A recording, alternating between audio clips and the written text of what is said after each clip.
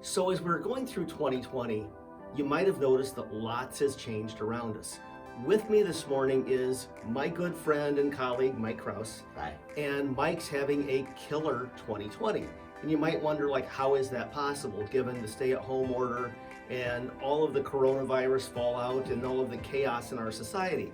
So I want to ask Mike this morning, what have you done with your 2020 that has positioned you to have a really, really dynamic, terrific year going? I mean, you're doing great on listings.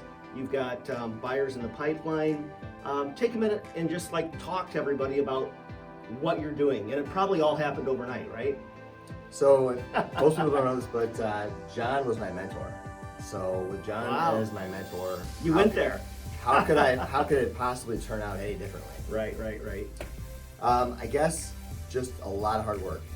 When things slowed down, it kind of prompted me to work harder and to try harder, answer as many calls as I could, and put together as many deals as I could. So that's basically, I know that's kind of a simple answer, but people still had the need and desire to buy and sell real estate, and as long as you recognize that and did what you could to be part of that process, then it worked out. So I heard you say a couple things there that I think are important. First of all, this didn't happen overnight. It's a lot of the things that you did months and even years ago that created that funnel but you said you answered your phone. And I bet your conversations today in June of 2020 are different than they were in, let's say, January of 2020. Take a minute and talk about how some of your dialogues, how some of your attempts to work with buyers and sellers and bring them into your pipeline is really modified because of the circumstances. So the approach that I was taking with my phone calls during and even after the pandemic were basically calming. And what I mean by that is people, buyers and sellers, were very stressed through this whole thing. And because of that, it required me to slow down, be patient, and almost be a calming voice to help them focus to what they wanted to accomplish, whether it was buying or selling, and encourage them that it could be done and kind of help them through that process. So I didn't know you were going to go there, but I was hoping you would.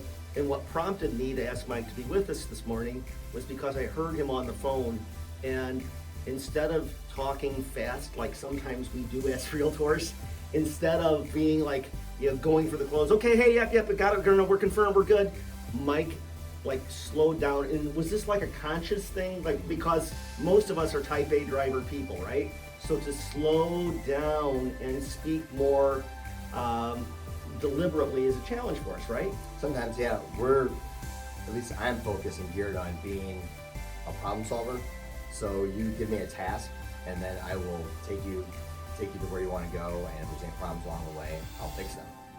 And so it's kind of a curt situation, maybe more so.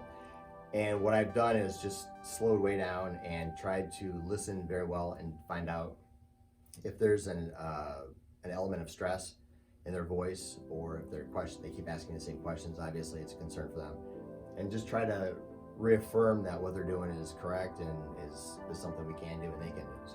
So let me recap. Slow down, listen. Yeah. All right, so hey, that's a great place to stop. We could go on for hours on this, right? But thank you, Mike, for being with us. Congratulations on a great 2019 and an even better 2020. 2019 had to be your best year. Yep. And you're on track to go around that in 2020 in spite of all of this. So kudos. Thanks for being with us today. Thanks a lot.